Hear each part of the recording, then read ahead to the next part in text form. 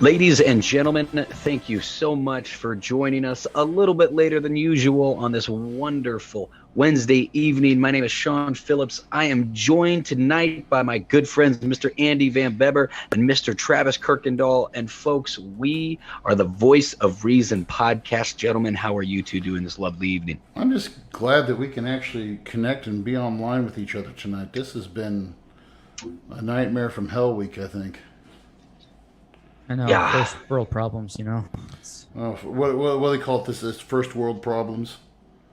Yeah, exactly. Oh yeah. They actually the second worst case of problems one can have, just short to white girl problems, are actually the number one problem that one can have. So I thought that was daddy issues. Those are part of white girl problems. Yeah, it is all roped into one category. Yeah. No, gentlemen, and for the listeners, again, thank you guys so much for your patience. This has been a little bit of a crazy week with a bunch of kind of last minute stuff happening on Monday, and then due to Andy having some internet issues, and it wasn't just like his home internet. The entire town of Pittsfield went back to their Amish roots, and they just actually it was the southern half of Pike County, to tell you the truth. But that's, man, isn't it wild? That's like a block. There's a that's good like a block episode in Chicago. Right. There's a great episode of South Park that makes fun of like what happens when the internet goes out and just how dependent like we have become on it. And you really think about it as, when the internet does go out, life can get a little bit boring if you don't have a life outside of your box. Well, that was the thing. So it can be something. So we're limited on our cell phone towers, and so after the internet went out, so everybody's hitting their data and everything, and I mean, I couldn't even load a Facebook page or anything. I mean, I had full strength LTE, but I was like, okay, this is ridiculous. So, you guys even have 5G in Pittsfield? No. Yeah, I didn't think so. They can't. We have our high school seniors here can't even spell 5G. So, you know, it's one of those. It's one of those things. Shots fired. Man, I bet the trucks sure are lifted though, so it don't matter. Yes. Trucks are lifted. The cowboy hats are on. The mullets are fully grown and flying in the wind. We call that the douchebag starter kit here in Pittsfield, where you have to have at least a 12-pack of Busch Light in the back of the truck. Your truck has to have at least a 6-inch lift, and you have to at least you either have to dip Copenhagen or Skull. So, hey, by God, that's if Build a Redneck had a store, that's exactly what it would all come with, man. As I've traveled to a lot of these rural area high schools, it seems to be right now the schools that I've went to is California, just outside of Jeff. I counted, I think, 18 mullets in one class. Oh, that's the new that's the new thing. That's the new thing. And I laugh my butt off whenever I see that. I'm just like, so this is the thing. I was totally floored on by. I went to Bryson's buddy's birthday, and I have Bryson's buddy's older brother in my class, and he's totally shaved. So he shaved his side off, and he's got his hair long. He said, "Now I'm just waiting to get it permed." And I said, God, you are so white trash. So white trash. Man, we've got Morgan Wallen to thank for that one. Yeah, thanks. I mean, I guess I can't talk bad. I'm growing my hair out right now, but God, I can't get behind the mullet. I can't do it. Speaking of shots fired, Sean, Kung Fu Kyle McGuire says hopefully Sean has a better night than he did at WLW Saturday night. It was a rough one. Your fans. Sean Patrick did lose. Sean Patrick did lose. I wanted to be there. Yeah. I wanted to be there for it altogether, but it was. I will say the guy who won, like, have you trained with him before? Or have you guys did you know him prior to that? He's really talented, man. Yeah, let me. I've got one thing to say. For the fans of WLW and anyone here that's got to say anything. Look, sometimes we go out there and we make mistakes. All right, whether you have a little bit too much liquor before you step in the ropes, it doesn't matter. All right, at the end of the day, even though the Illustrated Man didn't get the job done, I will go back into that ring and I will defeat whoever I need to go back and claim my junior heavyweight championship belt. And you can put all the cash down you want. I will be back on top, not only on your mother, but on top of the world, baby. I knew it. How we do it. I knew we couldn't go without having. There it is. Don't you forget it. Yeah. Don't you forget it. It's a bold statement. Hey, speaking of bold statements, a handful of years ago, what was it? Do I have that right? Is it 77? 77. Am I wrong? Or yes. It was 77 years ago. And would it have been Sunday or Monday? It would have been Sunday, correct? June 6, 1944. Yeah. Yeah. So June 6, 1944, a little semi-famous event known as D-Day took place, and our lovely historian, Mr. Andy Van Beber, is going to give us a quick rundown of exactly what D-Day stood for, what it meant to our nation, to the Allied nations, and what exactly happened. So without further ado, Mr. Andy Van Beber. Yeah, thanks. Talking about World War II, if anybody who's had me for class knows that I love to talk. And by the way, if you know any veterans who, by the way, fellas, we're down now under. The last count I heard, we were under, I believe, 3,000. We're under 3,000 American vets left over from World War II, I believe, in this country now. Wow. So, because you get those guys who signed up like when they were like 18 and they survived, those are the guys who are still alive. Well, there was kids who were like 16 in the war. Yeah, right. You had kids who what do you want to call it? Fake their age, but. So some of the things that there was a lot of, when you look at D-Day, by the way, D does not stand for anything. Every year whenever we have kids always asking me, what is the D in D-Day? It doesn't stand for anything. D-Day is just actually a term that I don't know if it's a military term or if it was just a term at the time that was used to describe, okay, this is the day that we are going, because they've had, there have been various D-Days, but this is the D-Day, codenamed Operation Overlord. This was planned at a meeting. The first planning of this meeting was done in October of 1943 at a meeting between the big three at Tehran, Iran. And there was some discussion about whether or not the invasion should occur. What should happen first? The mass invasion of France, but actually it was Winston Churchill who had convinced Roosevelt and Stalin that they should go into North Africa first and come up through Italy, which they called the soft underbelly of Europe, and then once they could do that, then they could take it to the Axis powers. And there were a lot of cool things that had played into this. I love talking about this, but just in a nutshell, this was the beginning of Hitler literally screwing the pooch, because he had devoted so much of his troops to taking Stalingrad. His ego wanted to take Stalin's namesake city, which took troops away from North Africa, which allowed us to take North Africa, which allowed us to take Italy, and then march in, and which made Normandy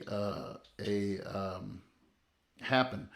D-Day itself was supposed to be scheduled for June the 5th, 1944, but one of the things that they had to really worry about on this was how the tides were going to be.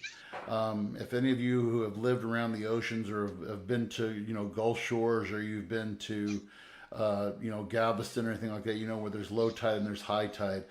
And planning this, you wanted to plan it to where you were not, because if you came in when the tide was too low, you could be almost 3/4 of a mile to a mile away from the beachhead.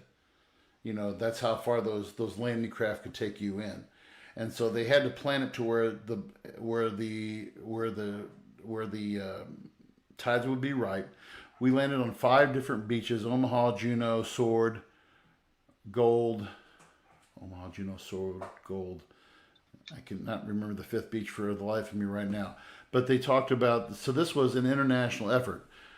This was and still is the largest invading force in history. 150,000 men, 12 troops from 12 countries were involved in this invasion.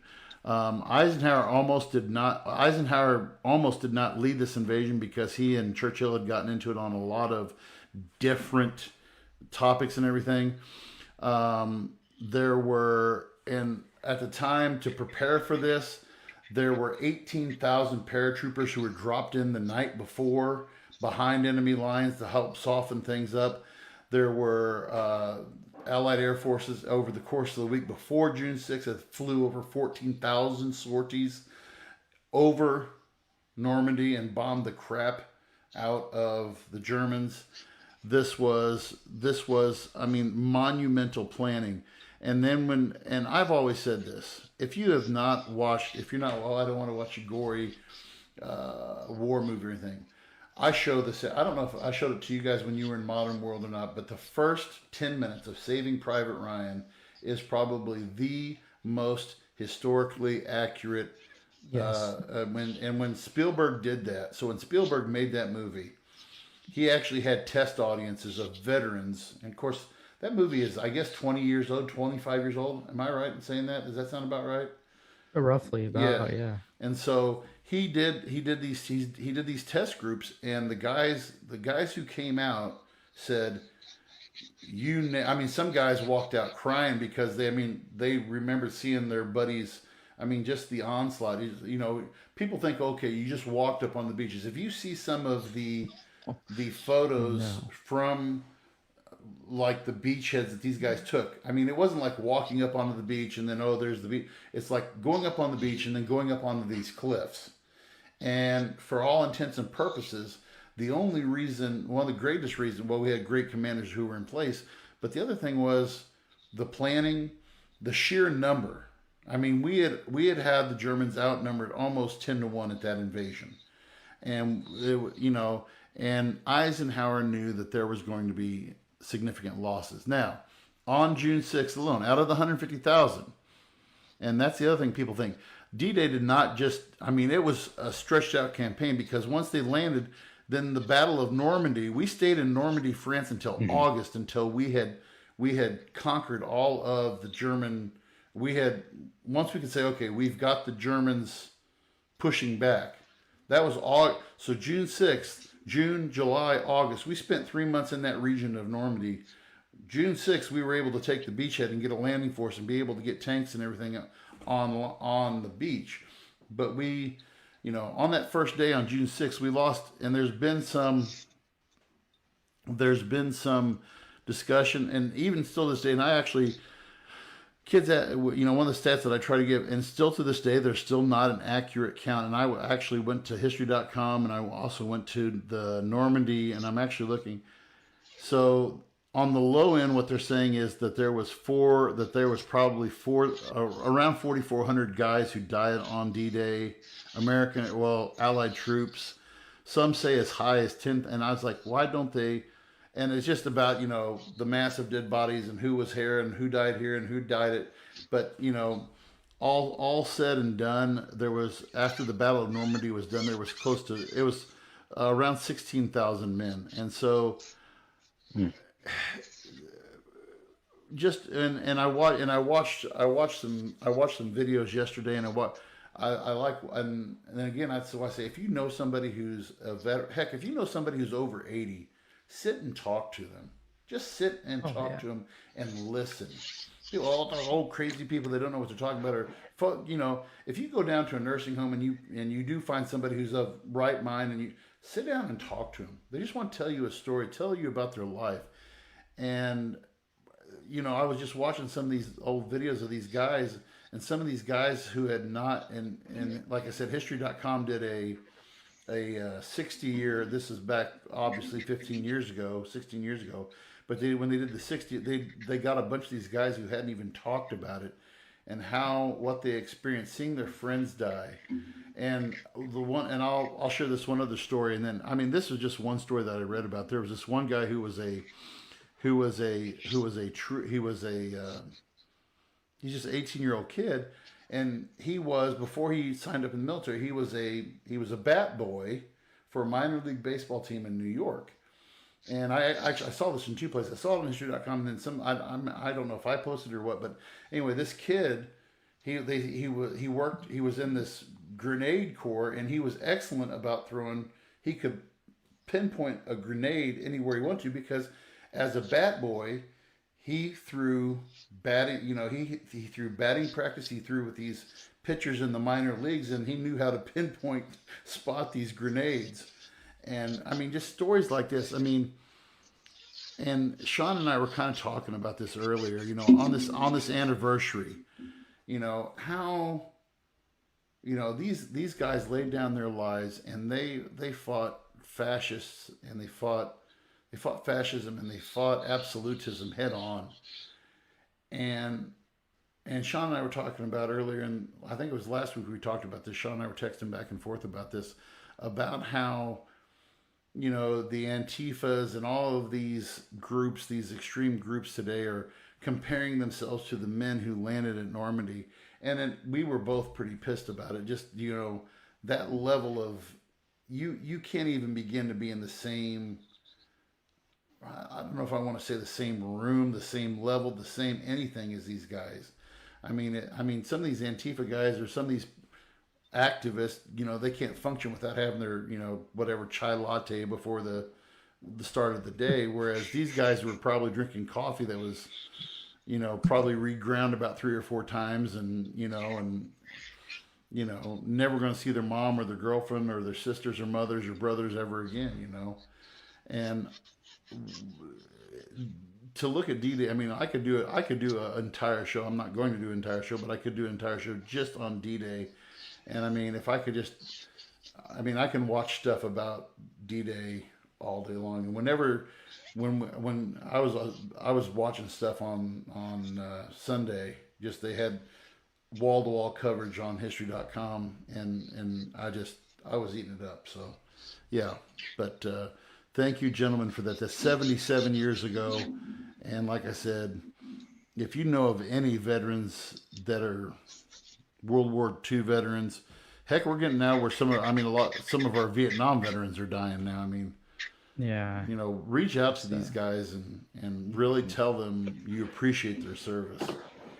I remember I worked an event. It was actually a drill weekend where there was a car dealership that was had some vets there. It was like a Veterans Day thing of sorts. It was a car show and honoring veterans. And I talked to an individual that was at the Battle of the Bulge. Oh, wow. And that's awesome. he was telling me, he said some of the worst people that had it during the Battle of the Bulge were the cooks. And the reason why was they were bunkered down, right? They were in their bunkers. And the cooks, every couple hours or so, would just come sprinting, and they essentially would start yelling for these guys to hold their plates out, and they would just pour food at them basically, and then take off sprinting to the next foxhole. They'd take off sprinting to the next foxhole, just trying to get food in. And on the other side were enemy snipers that were just trying to pick off these chefs as they were running back and forth between foxholes trying to feed these guys. And he said that he'll never forget was towards the end, once they had pretty much worn out the enemy. And if I'm not mistaken, the Battle of the Bulge pretty much ended just because our forces had blocked off any kind of supply routes that the enemy had trying to get back and to where they were. So he said eventually the enemy troops were coming towards them they were waving white. They would be waving white flags, and he said that he saw an individual running towards the American soldiers, waving a white flag. And then he said probably when he was 15 meters, 20 meters ahead of him, he said he just saw the man get shot and drop, and it wasn't from American forces, it was from his own side, the enemy side. They were shooting anyone that was trying to surrender over to the Allied side. Right. And he said there is just nothing like that. He was like, there's nothing just like watching you're sitting there, and then you see you're about to finally get chow, and then all of a sudden, like, he's 3 foxholes down, you're about to get your chow finally, and then boom, he just gets sniped. Next thing you know is, he gets dragged into a foxhole, then you just see another cook come running with another pot. Just come running, trying to get you your food, just with a helmet on, just literally trying to get these troops fed. I thought that story was actually like really, really insane. It just kind of goes to show the standards of living, and we've even talked about it on a couple podcasts here recently. Of just, I've got a lot of respect for the young men and women who volunteer to do some of the things they do. Does make me kind of nervous though. I've been at training and have heard people complain about how we might have to walk back from the range to the barracks, and that's maybe a mile hike, and people are bitching and griping about that, and yet here we are, quarter of a century, yeah, 3/4 of a century ago, we were expecting our 92 Gs, our 92 gangsters to not get sniped as they were running, trying to serve some cold hash to the boys. It's definitely a different time. Yeah, different time, man. I mean, it's, I want to share a quote really quick, and I think this quote really summarizes just how significant, and I get chills when I read this. This was said by General Dwight D. Eisenhower, and I guess this was a speech he was giving to the men before they did this. And he says, "You are about to embark upon a great crusade toward which we have striven these many months. The eyes of the world are upon you. The hope and prayers of liberty-loving people everywhere march with you." I mean, if that doesn't give you an idea how significant that event was and what the role they played, I mean, it's an understatement, really. When even Andy, you said there was 18,000 troops, airborne troops that dropped in before. Is that what you said? And a number of those guys. That was where we had a large number of casualties because those guys took on. I mean, those guys were taking anti-aircraft fire. Yeah. Yeah. I mean, before they even had dropped. Well, so there's a movie, because it's funny. You said the operation was Operation Overlord, correct? If I'm not mistaken. Yes. Yep. Yeah. So there's actually, and again, this is more of a haha, but there's a movie called Overlord. That's a. Is it a Zack Snyder movie? No. Well, some director, some fairly famous big name directors attached to this movie. J.J. Abrams, that's who it was. And it's a silly movie as far as it's about the drop-in before D-Day. It's about the drop-in and how some American troops landed on a Nazi scientist camp where they were like doing an experiment. And long story short, this movie's about like zombie Nazis, of course, or whatever. Yep. Nazi zombies.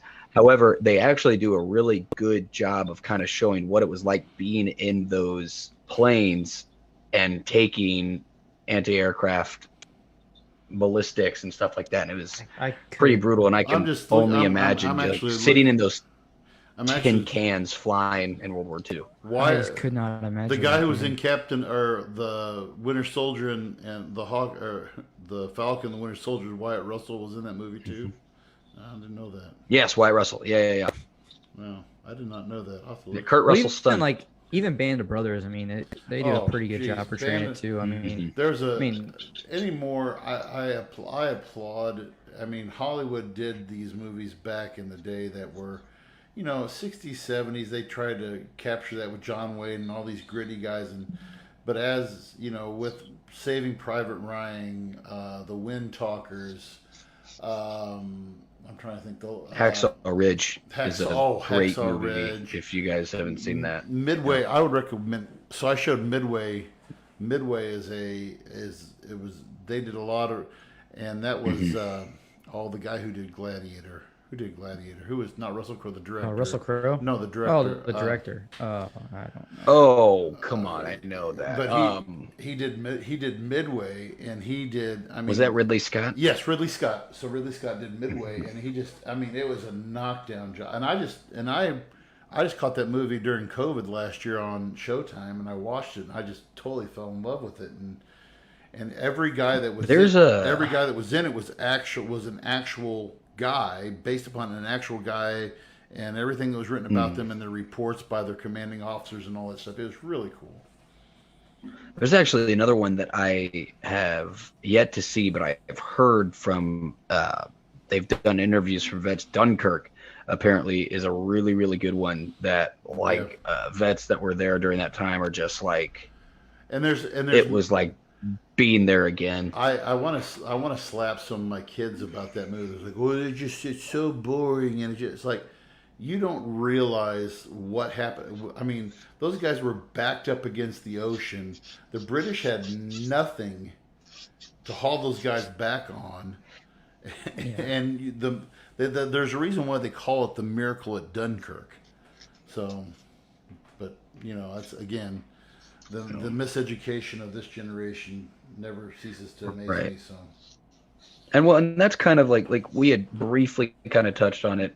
Like I had seen, again, when the actual anniversary was on the 6th. I need to stop looking at Twitter because it's starting to just give me migraines every time I log in.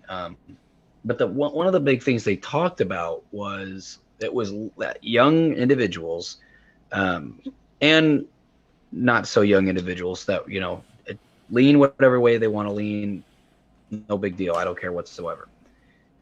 What was getting me, though, was the amount of I saw actual tweets, and I wish I could go back and pull them up on my phone. I should have saved some of them that were talking about how it was literally comparing, like I saw pictures of like D-Day, and then I saw pictures of like Seattle from last year, and people comparing, saying like, these are the same Antifa, like these are the same anti-fascist. And to put the same two on a pedestal, look,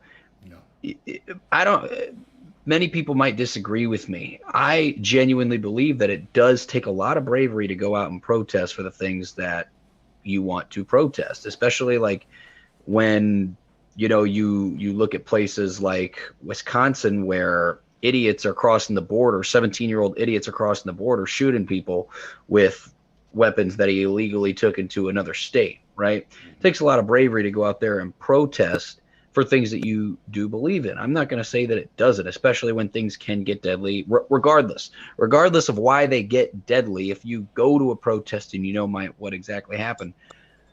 But to compare the actions of individuals that made a little sanctioned city in Washington State and compare the actions of those and compare them to the actions of the soldiers of the Allied forces that landed on D-Day is mad disrespectful, incredibly disrespectful, because you're not even in the same category. I think one of the funny. Do you guys remember the name of that little city that Antifa? I was trying to think of it. It was like an acronym, wasn't it, or something?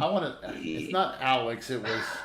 Oh, I thought it began with. It was like something long though. It was like an acronym for it. They called it the something. I can't think of the name. The funniest part about it how stupid was within like a week, 2 weeks, they had like a bunch of beatings. Like these members were beating other people like within the city, and they literally made constables to patrol the streets to make sure that people weren't looting and breaking and stealing. It's like, you all built a city with you wanted to have no law, no police, and then within 7 days you had constables and patrolmen to make sure that people weren't breaking your rules that you said you weren't going to have. I thought that was one of the very funny things. Is that little town doesn't still exist? Has it finally kind of been washed out, or I haven't heard much more about it since. The autonomous zone. What was it called? The autonomous zone, but what was it called? I thought that was, I don't know. No, there was. No, it had a name. Capitol Hill. Chaz. Chaz. There we go. Yep. Chaz. Capitol Hill Autonomous Zone. What a name. Yeah. God. Yeah, very, very interesting. And that kind of brings us to the thing. So I want to see your guys' reaction, because this is actually a pretty funny thing to me. We're going to kind of talk about a little bit about political wokeness, and that's kind of going to be an ever-going topic, but it seems that, you can never be too woke in today's society for some. But I wanted to get your guys' reactions and kind of see the Hunter Biden news that came out recently. Yeah. For some of you guys know, Hunter Biden had a laptop that was taken and had some emails that were leaked. And that seems to be a reoccurring theme from the Democratic Party, is to use a public email or use an email with not a lot of password protection. It just so happens that all your shit's going to get out there. Sidetracking, if Fauci didn't learn anything from Hillary Clinton, clearly he's an idiot, but he clearly just didn't learn how to encrypt an email. No. Anywho, aside from that, Hunter Biden, and I don't know the specifics if it was a phone or an email leak, but he had some iMessages, and these are real iMessages that came out, where Hunter Biden, which you guys know his past, it was leaked that in conversations that he was having with a lawyer, was dropping the N-word pretty freely to a white lawyer that he was in talks with. Oh, I'm reading them right now. I'm reading them right now. I gotta look this up. Here is the thing that is. You better not be charging me Hennessy rates. Oh my God. Oh. Yeah. Here's the thing that got me. If you guys go to Twitter, if you guys look at tweets from a lot of individuals, there seems to be a lot of people that have blue checks that were talking about this too. There were so many people that were talking about how this wasn't that big of a deal, right? Saying things like that. And at the end of the day, it's not my place to say whether or not it's a big deal or not, right? But what I thought was so funny was these people were talking about how literally people were like, well, what if this was like Don Trump Jr. or something like that? Like, if this was his emails, the world would have exploded. It would have been the number one trend everywhere in the world. And yet we're not, like, you guys hadn't even heard about it because it was pretty hush hush. There was not a whole lot of talk about it. And I found that to be very, very interesting, is the amount of people saying like, oh, it wasn't a big deal. This was a private conversation. He wasn't using it derogatory, anything like that. And these are individuals that are pretty vocal when it comes to other matters of things being racist or things being. Yeah, didn't that one country singer? I forget his name. Like Morgan Wallen. Yeah. So how is this different? It's not. That's my thing. Yeah. Yes, is it literally comes down to the narrative. It comes down to who we have to go after. Because the big thing I saw is you guys remember, I did not like him. I did not like Trump. I didn't like Don Trump Jr. I didn't like them. I thought they were both freaking morons. Okay. Here's the thing. I don't care what side of the spectrum you are. Had that come from Don Trump, had that come from the youngest Trump, had it come from Ivanka Trump, had it come from anybody within that family, holy shit, it would have broken the internet with people talking about it. Okay? It's Hunter Biden, and, people seem to really. Here's the thing. I understand Joe is not his son. I understand that. But the amount of people that are like, if Don Jr. got caught doing a line of coke, people be like, well, the world's going to end. We are got to talk about this. Don Jr. does more coke than anybody. But when Hunter Biden's doing crack, everyone's just like, well, it doesn't affect me. Doesn't affect me. Let him do all the crack he wants. Let him do all this, all he wants. Let him do all this he wants. It's really weird. It's just weird to me. Like, I don't really have any dog in the fight at all. I don't really genuinely care. But what's so funny is how, because people, the Twitter sphere seems to like Joe, they're like, we don't really care, man. It's all good. Yeah, I found that very interesting. Kyle's agreeing with you here. He said if this was on the Republican side, it would be huge. Just my opinion, but it would not. It would be everywhere, no doubt. So he agreed with you on that. I think that this is part of this. It depends on, what era you grew up in, and I was doing some Lyft driving today, and sometimes I go through. I'm in the middle of the Sirius XM free. They have a free title right now, and I like to listen to this. I forgot the name of the radio station, but it has like the old radio programs from the 40s and the 50s, and they were doing this Bob Hope spiel, and Bob Hope was notorious for destroying Democrats. I mean, they hated. This is in the late 40s and early 50s after all the New Deal and all. I mean, but it was I think back after Roosevelt left office, and I mean, Democrats became kind of a joke because they couldn't come up with anybody like Roosevelt. And so anytime that somebody said something stupid or did something, I mean, they were always slamming the Democrats. And I mean, it goes in cycles, it depends on. Oh, it absolutely does. Which one of the talking heads you want to listen to. And so right now, I mean, it is the talking head, like, Travis was telling us about an article, and he'll have to read that one later, what CNN decide. I mean, right now, and again, I read more of my news than I do watch it or listen to it. I can't watch it. I can't because it's painful. Because you watch Fox, you know who they're for.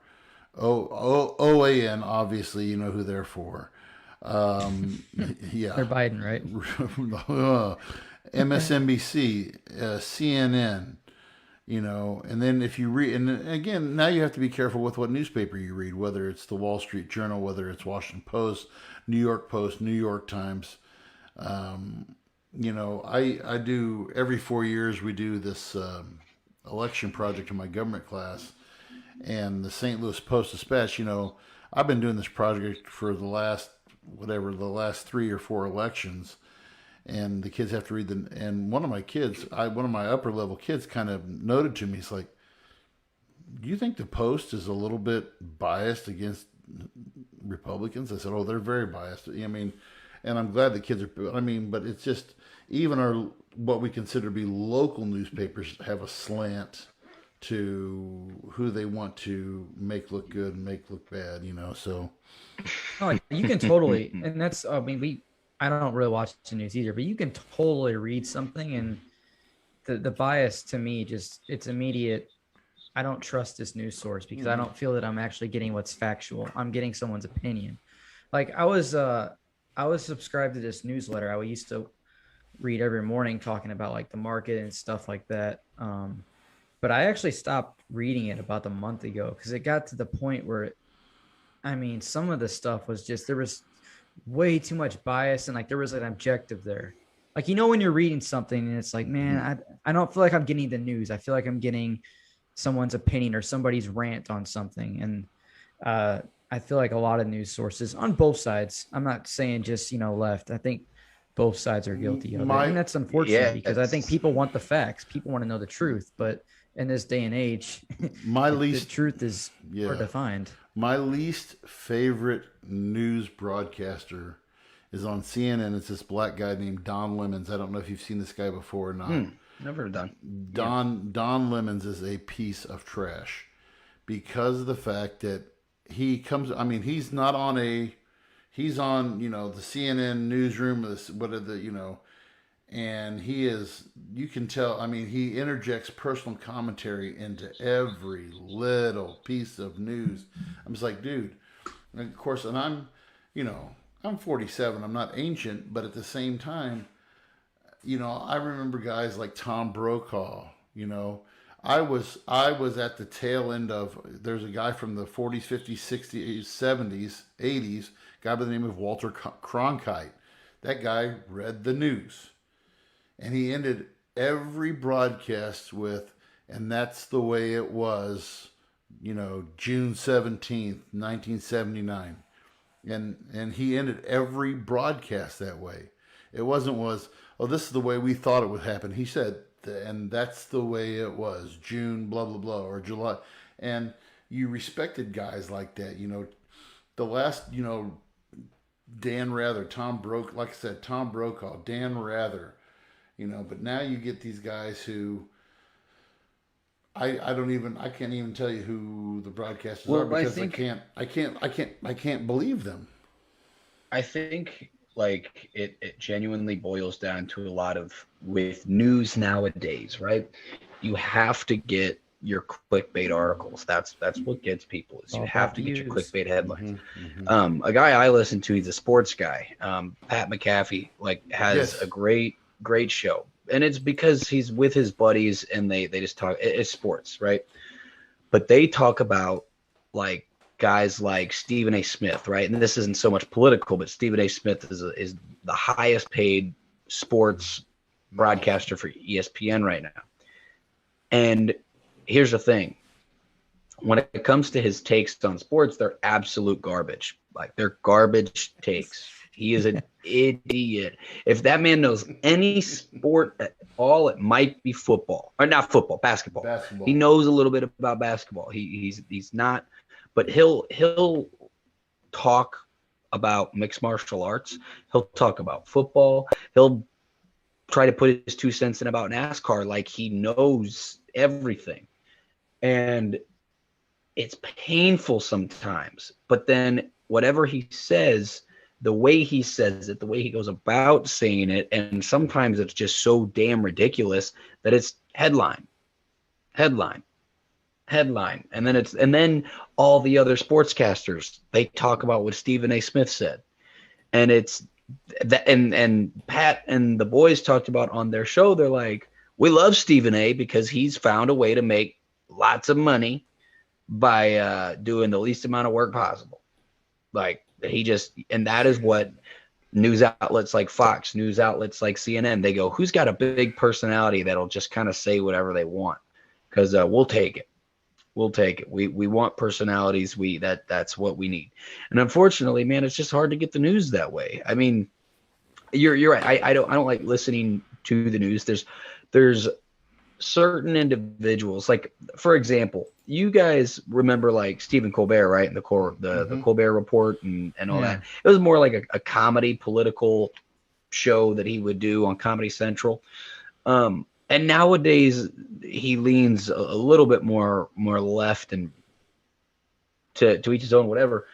But back in his Comedy Central days, he was pretty balanced. I mean, he was still a little bit more left-leaning, but he would always go for both sides, and it was always, But then he got replaced by a guy named Trevor Noah. I hate Trevor Noah. My God. Oh, my God. And it's just like, now we're forced to that. We're forced to. It's my only issue that I see, that I run into is, man, it's okay to admit when you're wrong, and it's okay to admit when maybe the other side had a good idea, right? It's okay to admit it. But golly, even the comedy political shows have gotten to the point where they don't even try to get the left, because there goes their Twitter followers, there goes their Instagram, there goes their deals with all these big companies that, the second you put something out there that might just not, really align. I think 100%. It's pretty safe to say that, and maybe you guys disagree, I think the majority of your mainstream media networks, whether it's on social, whether it's any of your popular news networks, TV, whatever, I think most of it generally I'm seeing is left-leaning. I mean, in Hollywood for sure, but why that is, we could speculate. We could conspiracies. It's who sponsors it. Yes, I mean, we don't even have to speculate. I mean, it's corporate dollars, where the money's at. And part of this woke, and getting back to what part of this woke politics, I mean, corporations are.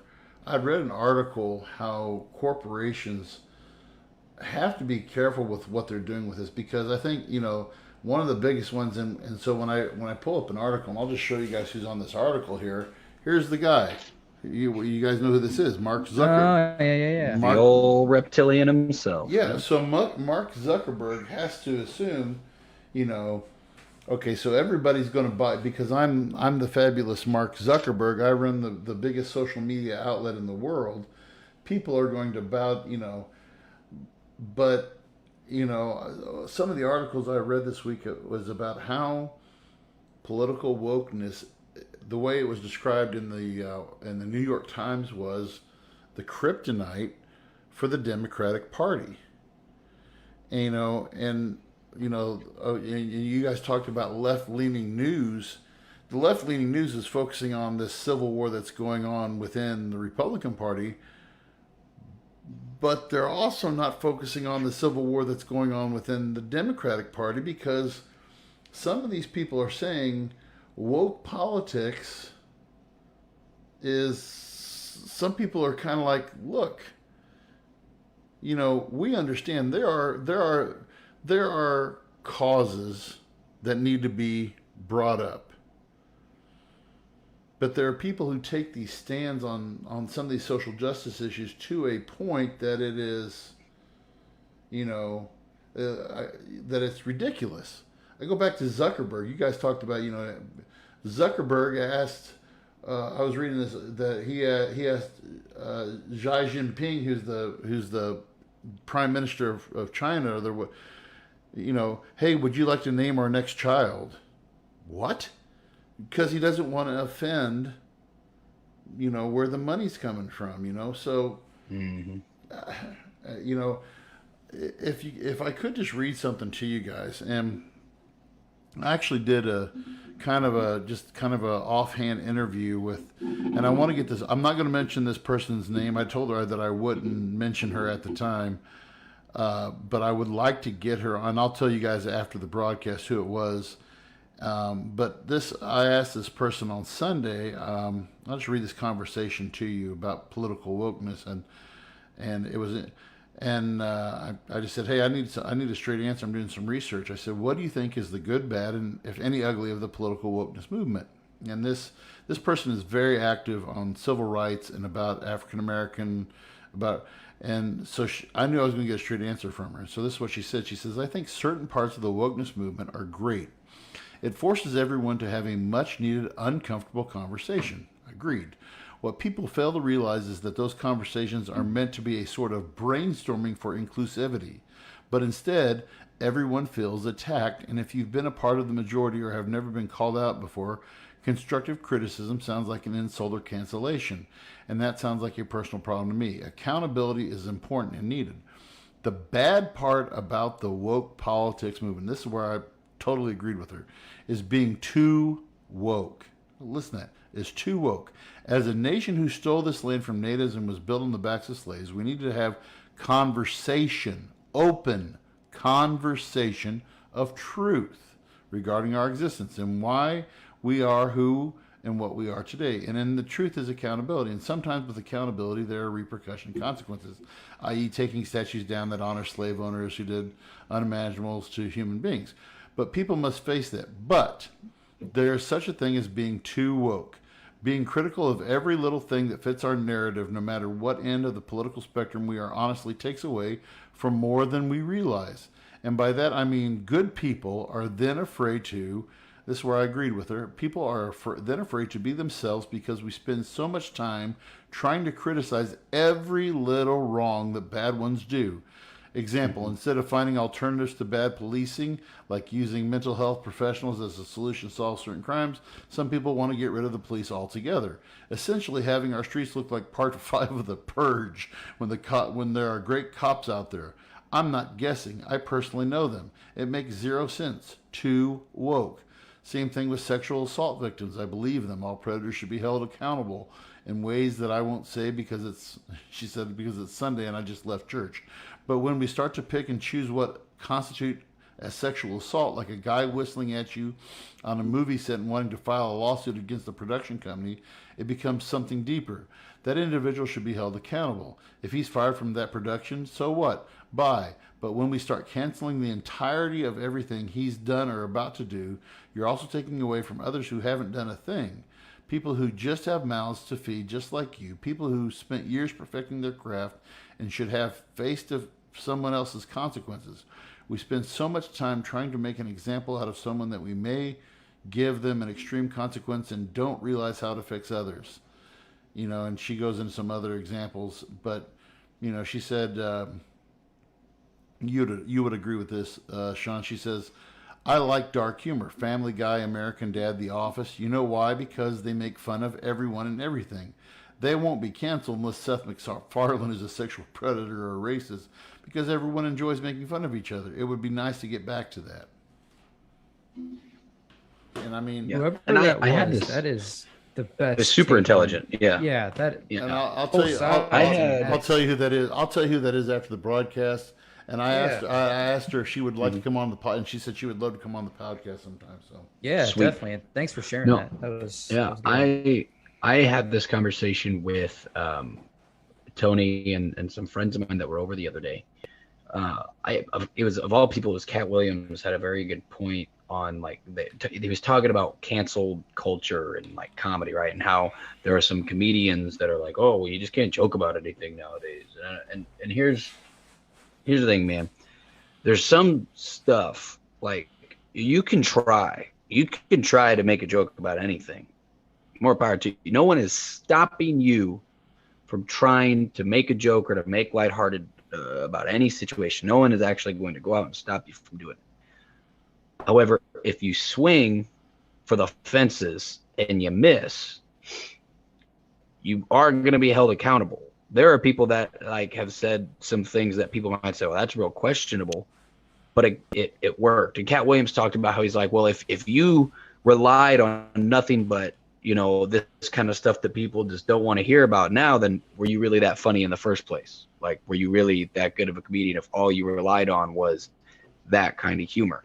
Like, I have watched an individual at open mics I've been at kills a crowd, and I'm not going to repeat the word that he uses on here because it's a homophobic slur, but he would come out every single set. I watched this man try this joke close to 100 times at different open mics that I went to.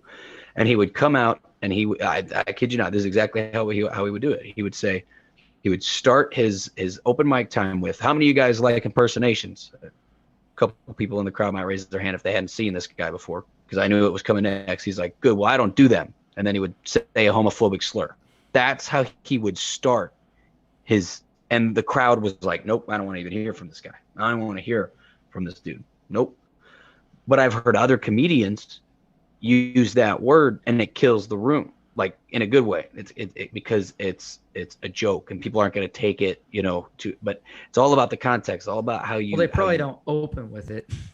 Yeah, they don't open with that, but then there's so much that goes into it. So that's why shows like South Park and Family Guy and those shows have been so great. And some people are still going to say things about them like, I'm you know, that, oh God forbid, you know, they joke about this, but you know, it's. So for you, I don't know. When you do comedy, Sean, what for you is, where's your boundary line at? When you're delivering a set, where's your boundary line at?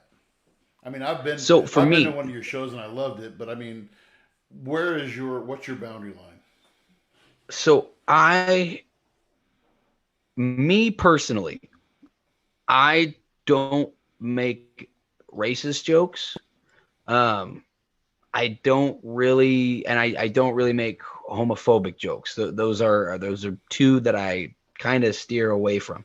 And it's not for a matter of like, because the thing is like, I know I couldn't really make them funny.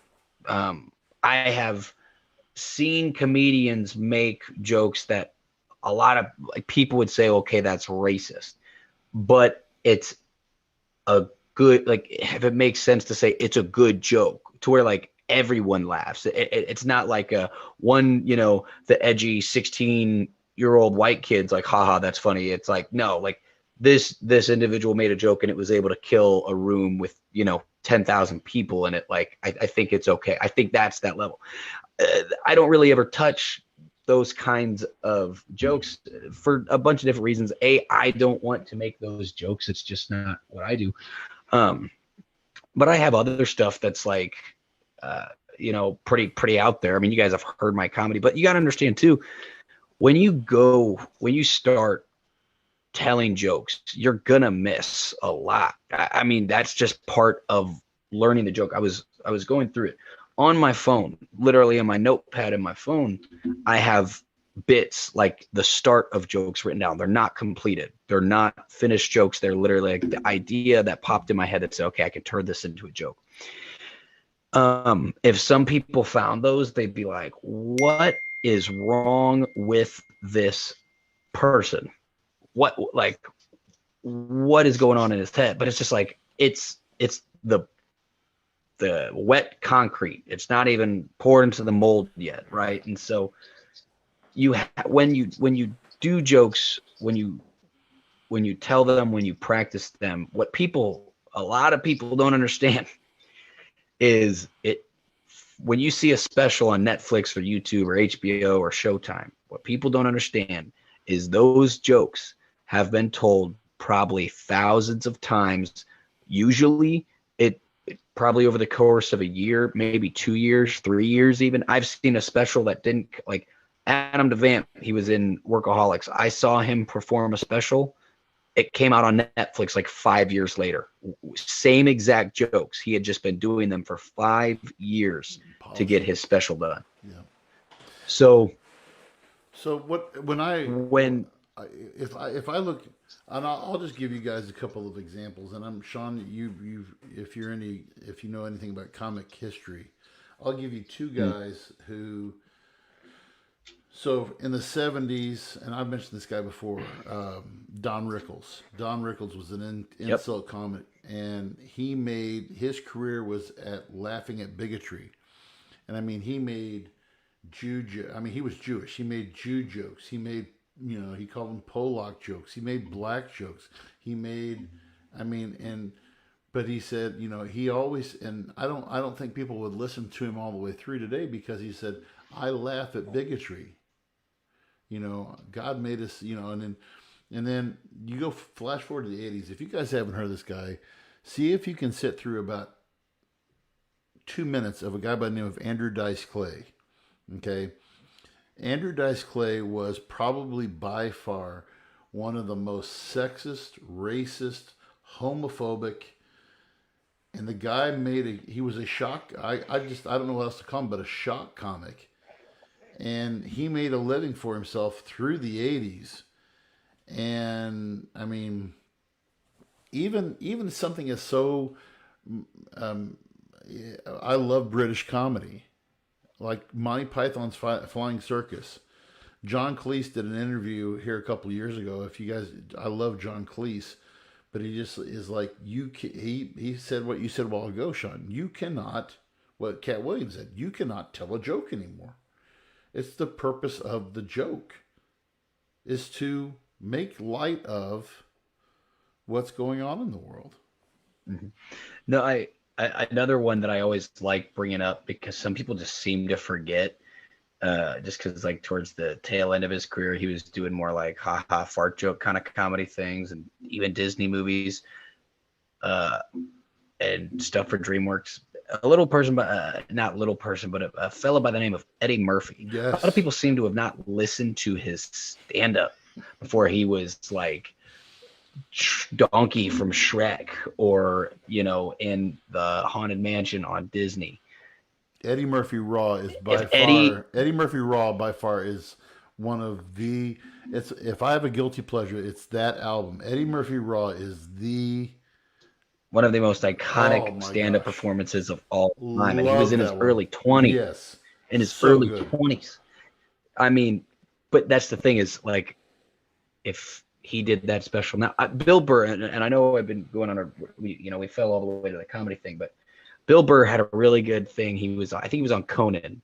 And it's one of the funniest things I had heard, where Conan's like, well, Bill, what are you hearing about this? If, people want to cancel you. And Bill's like, what are you talking about? Like, he's like, well, on Twitter, people are saying, you can't be saying these kind of things. They're not going to go to your shows. He's like, let me tell you something.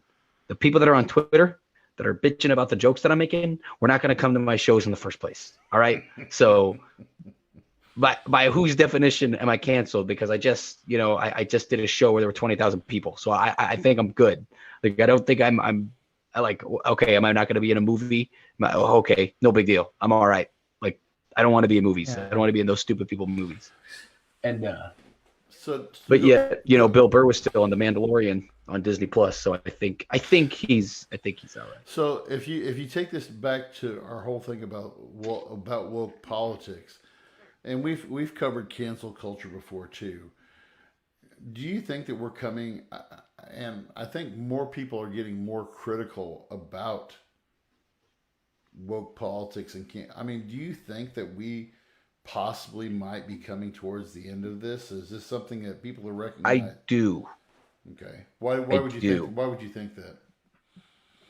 The reason why I do is just based off of certain things that I'm at least seeing, where people are quote unquote trying to get people canceled. And I think people are really starting to come to terms of like, and this sounds dumb, but, and some people might not get this, but the cancel thing is real big on things like Twitter. I legitimately think there was a span of time for a couple of years there where legitimately even corporations, big corporations, where people were getting fired and losing their jobs, literally thought the people on Twitter had power to get things kind of done. Like, I'm not exaggerating when I say that. And because that's where it was big. Like, people would talk about stuff on Facebook, but it wasn't the number one quote unquote trend in the world like it was on Twitter. But you look at companies like Chick-fil-A, right? Chick-fil-A is, according to the internet, the hell on earth. Like, it is the worst corporation, the worst kind of people, the worst everything. Yet every single time I drive by the Chick-fil-A in Jefferson City at noon, out of the door, and it is wrapped around the building 6 days out of the week, not on Sundays. Okay. They had the best sales they've had. 2020 was one of the best years they've ever had, even during COVID when they weren't, I look at individuals like Chris Pratt. Chris Pratt got hammered down on because he was going to church, and people were talking about how he went to a church where they promote, conversion camps. Like, Chris Pratt's like, I don't know what the hell you're talking about. I started going to church with my wife. But these people came down on him, were demanding that Disney got rid of him from Guardians of the Galaxy. We're making all these it was over 1 million tweets about this kind of thing. People thinking they had power to get this man fired. It didn't happen. I continue to see it where it'll pop up for days. And again, what Morgan Wallen did, not acceptable, right? Like, right. You got to be accountable for that kind of stuff. He's still having a sold out tour coming up.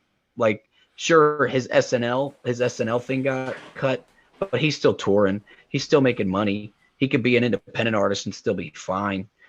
Chris D'Elia, who had his whole sex scandal thing that came out about him, he's fine now. His podcast is I never liked the guy, but controversy aside, he's still getting millions of hits on his videos. Like, we're starting to see where now, unless it's that like Epstein, Kevin Spacey level of what are you doing, it's kind of starting to roll back. At least that's what I'm seeing. Travis, what do you think? But that, I'm not quite as optimistic. I hope eventually, I hope Sean's right in this. I hope it is winding down. However, I think what this is just more fuel into the fire with this left versus right battle, whatever you want to call it, that's going on in America. And maybe it's just my environment where I live. I mean, I live in Chicago, Illinois, where I'll just say the woke mentality here is pretty heavy. I mean, just recently, I went to the Contemporary Art Museum in downtown Chicago, and I consider myself a pretty open-minded person. I'm into art and all that stuff, and I went into it with an open mind, and I mean, the agenda was just literally just beaten into you. Like I couldn't enjoy it. Like it was just, so I see stuff like that, and again, this is just my environment, what I see, but I think as long as we're still, consumed by the stuff we see on the internet, the media, and, these influencers out there spreading these agendas, I think there's more of an awareness to what is going on. Obviously, we're talking about this right now, but I think that awareness with this agenda is still getting pushed down our throat. It's just adding fuel to the fire of this, left versus right mentality, and nobody willing to work together, which, the whole point of our podcast. But yeah, until people actually start coming together and saying, okay, let's be reasonable. And, yes, forget which one of you gentlemen said it, there are, or I think it was what you were reading with, what the guest shared, there are issues that need to be discussed. There's accountability. Mm-hmm. But it's not just, pointing fingers at each other and no solution. And that's been the base of, like we said, like you said it perfectly there, Travis. That's been the goal of this whole podcast. I mean, when we came together and Sean and I first started brainstorming about this back in October of 2020, that was the consensus that we both came upon. And quite honestly, and I'll share this just from this standpoint and being honest with you guys, from what I remember, and Sean, you and I have always had a relationship even after high school, but what I remember of Sean in high school is, okay, well, here's this kid that's way off in left field, and I can't, but coming to a point now where I consider you guys to be friends, and now we're just, we work on this podcast together, and to be able to say, okay, how can I take this from a different point of view? And I think it was Sean that said earlier, admit to being, when we have these discussions, admit to being wrong. When we did the show on minimum wage a couple of weeks back, I've changed. I'm still not for the whole going gangbusters on going crazy, but at the same time, some of the stats, and I had, I'm never afraid to say, okay, I'm going to recant on some of this stuff because I was wrong. And I think that's part of this woke culture, though, is nobody wants to admit that they're wrong, that they went too far, that they affected somebody's career, that they affected somebody's well-being or their family's well-being. You mentioned Chris Pratt. What? So Chris Pratt went to a church with his wife, more or less to, like you said, to appease his wife. Okay. This kind of talk is almost, it's McCarthy, and I may be using a historic term that some of you guys may not get, but McCarthyistic. Joseph McCarthy was during the 1950s, was a guy who wanted to make a name for himself. He was a senator from Wisconsin, who was a terrible senator from Wisconsin. He was up for re-election. He was going to get booted out, but he wanted to get his name out there, so he became a communist hunter. And he did the speech in West Virginia, and he said, "In my hands, I have the name of 204 members of the State Department who are known to be affiliated with the Communist Party." And so Joseph McCarthy would have these hearings before his Senate subcommittee, and he would bring these people in, and he would say, it was like, the 6 degrees of Kevin Bacon, of, well, you had your maid's mother-in-law's cousin who attended a communist meeting. Has that influenced you in your and for 3 years, Joseph McCarthy drug people through the mud and caused a wedge to happen in this fear. And we're seeing the same kind of McCarthyistic tactics being used today with the woke mentality of, if you say something, oh, are you a racist? Oh, are you a bigot? Oh, are you a homophobe? Oh, are you a this? Or, oh, are you or that? And I go back to what that guest said. Like you guys said, it is about accountability. 10 years ago, I used to use the term retarded all the time. Oh, that's just being retarded. Well, you got to be careful in using that term today. It's an offensive term, and I stray away from using that term. Mm-hmm. A term that my dad used all the time. He would say he'd say, "Oh, that cotton picking thing, or that cotton picking this, or that cotton. You're out of your cotton picking mind." Okay, just listen to that word, cotton picking. What's that in reference to? Black people. And you have to, you really have to watch. I mean, it's stuff like that. I'm for being woke and being correct and being more sensitive on issues like that. But at the same time, going to such an extreme to where you have to watch. I mean, something that you had no intention of being racist. Oh, are you racist? Oh, are you just like I said, like McCarthy in the 50s? Oh, are you a communist? Let's take a realistic look at stuff. Mm-hmm.